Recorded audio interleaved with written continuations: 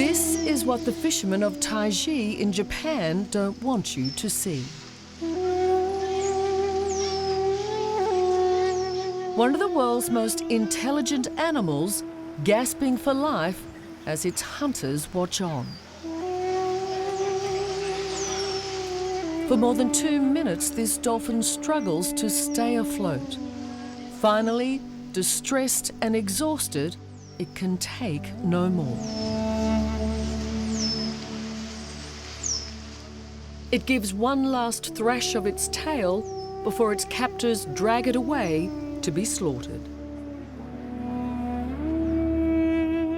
What happens to the dolphins of Taiji is simply amongst the worst cruelty to any animal anywhere on the planet. These pictures were filmed a few weeks ago, and they're images that haunt Melbourne banker Alistair Lucas and his daughter Sarah.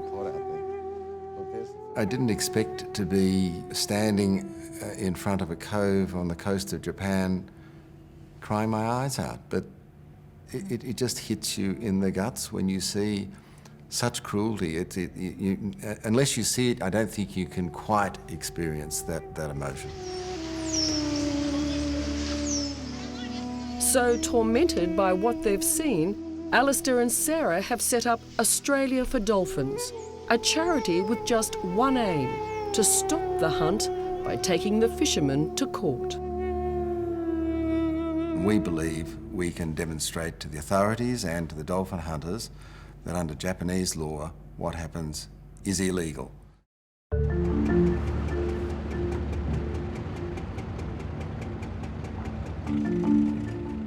It's dawn in Taiji, and the dolphin hunters are preparing to head out to sea. It's a ritual they follow most mornings between September and March. But these fishermen who do the catching don't much like themselves being caught Konnichiwa. on camera. You're going out for the dolphins today? Are you with the dolphins today? Oh, he's the police. He's the policeman. And they have plenty of backup. A waiting cavalcade of cops who seemed to know we were coming. We're not welcome? It's an extraordinary show of force for a fishing village that believes it has nothing to hide. Absolutely. I've never seen so many policemen. I guess that tells you the mood here. Well, there's no other fishing industry which requires such police protection. As you can see, we've been surrounded by police.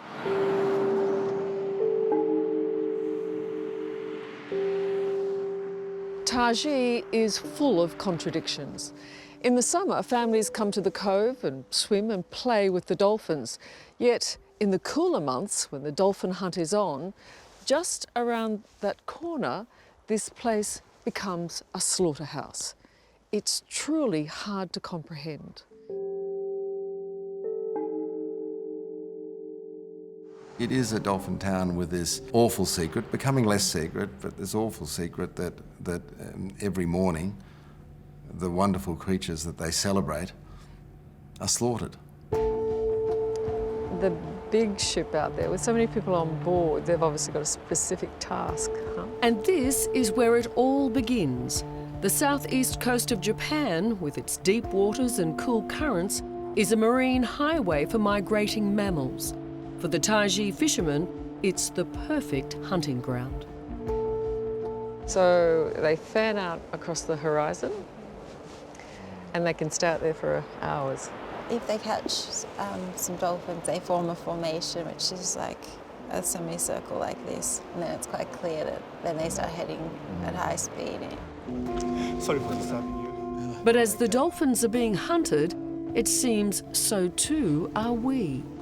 I use this license, around the world. All morning, police have followed and filmed our every move and have now surrounded us, demanding to see passports and driver's licenses, and preferably back at the station. So you want me to leave the car here? It seems to be a delaying tactic, because as we're questioned, out at sea, the fishermen have spotted a pod and begin employing an unsettling manoeuvre. they surround them and then they lower steel poles into the water and bang them with hammers.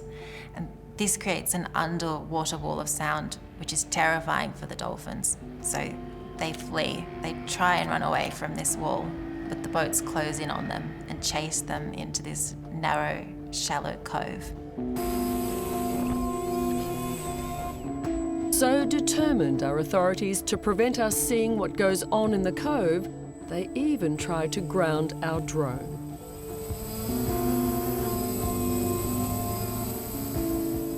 From the air, we see 13 dolphins, a relatively small catch, but the brutality will be no less extreme. And all will be done in secrecy, under drawn tarps. Well, it's just coming up to 9 o'clock. They've been out for about 2.5 hours now. We've seen a pod of dolphins come in. They've been brought straight into what I guess we would call the killing cove. The tarps are being pulled across. That means that they're coming straight in to be slaughtered. It's not very nice to describe, but what the dolphin hunters do is ram a long rod into the back of the dolphin, no anaesthesia. And then, because if blood were to seep out of the wound, it would be visible to photographers outside the hidden dolphin killing tent, the dolphin hunters then forcefully insert a wooden plug into the wound. And then what it means for the dolphins is that they drown in their own blood.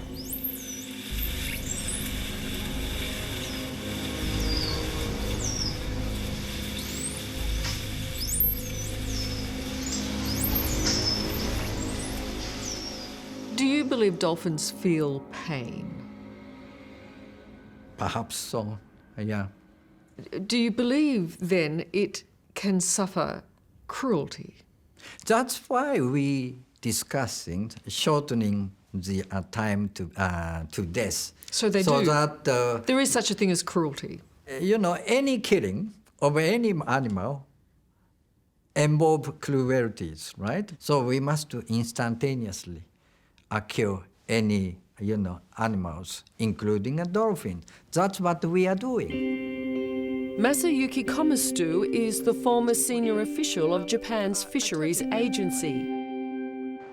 He issued the Taiji fishermen their licenses and set their quotas. The hunt, he argues, is essential for food and income. I think it's really important job opportunity for them. And as far as, sustainability allows. Is it true that most Japanese don't eat dolphin? I was forced to eat a dolphin meat many years ago, 20 years ago. I couldn't eat it. It's a too strong taste. If I pulled out some dolphin meat for you now, you wouldn't like it. I don't eat. I don't eat. Well, of course, the Japanese argue that this is a cultural tradition that's been going on since the 14th century. We would say that using high-speed boats and the latest electronics is not at all traditional. This is a multi-million-dollar business. It's a relatively small group of people lining their pockets. It's as simple as that. And that's the point. What began centuries ago as a traditional hunt for food is now a hunt for fortunes. The Taiji fishermen make millions selling dolphins to aquariums. This year, they captured a rare and lucrative albino calf, estimated to be worth $500,000. From the hunt, the prettiest dolphins are saved and held in these pens in the Taiji harbour. Buyers come here to inspect, select, and then have them delivered to aquariums around the world, like this one, where they learn to spin hoops, catch frisbees, and slide on their bellies. And when the show's over, this is home. People are saying it's not tradition. The only thing that's not tradition is selling live dolphins to aquariums. Australian Simon Wern is a surprise entrant in the dolphin hunt debate. This is a glimpse of Taiji all those years ago. 1750, it's like... He lives in Japan and is writing a PhD on Taiji and argues tourism based on the village's long whaling history could offer fishermen an alternative income. You want to see if we can coax them out of their dolphin hunt by introducing tourism.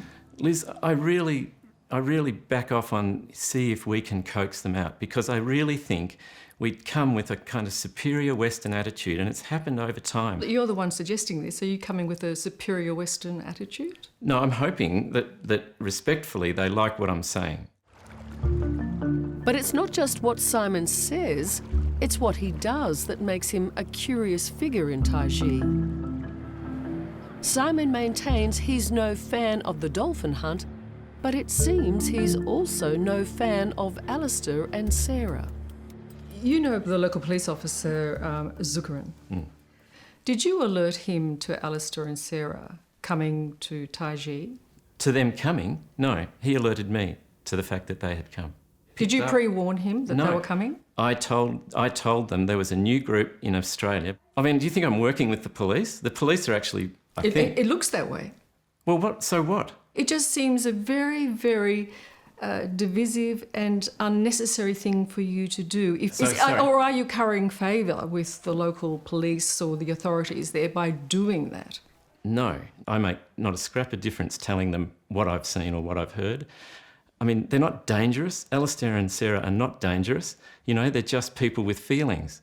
But get over that, because if you don't, you'll just continually be miserable. Right now, it's hard to see Taiji or its 24 fishermen licensed to hunt the dolphins giving it away. The significant money they make from the dolphins keeps a whole village happy, including the local whaling museum. So he was captured, I think, on January the 20th.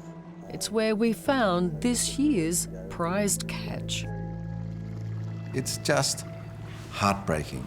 He's now trapped in a tiny, filthy pond. He swims up and down from one end of the pool to the other. Heaven knows what he's thinking. It is just a heartbreaking sight. Oh, come here.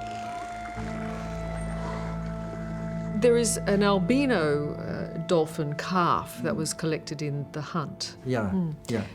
Do you know that that's now in a little aquarium in Taiji? Is that appropriate? Yeah, that would be fine. What's the problem? That little calf was very much a focus of the hunt. Now it's in a tiny pond in an aquarium in Taiji. So what's wrong?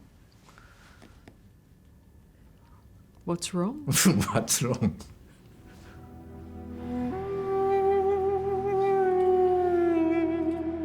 What started in the 14th century as a proud, sustainable tradition has now been replaced by big business. The Taiji fishermen are not happy about the scrutiny, and they've fended off their opponents. But they're yet to face this very committed, very determined Australian father and his daughter. This is not going to be easy, you know that, don't you? It might be trite to say it, but nothing worthwhile is easy. This is such a gross breach of the rules of humanity that someone has to do something about it, and we are determined to bring this appalling cruelty to an end. Hello, I'm Liz Hayes. Thanks for watching. To keep up with the latest from 60 Minutes Australia, make sure you subscribe to our channel. You can also download the 9Now app for full episodes and other exclusive 60 Minutes content.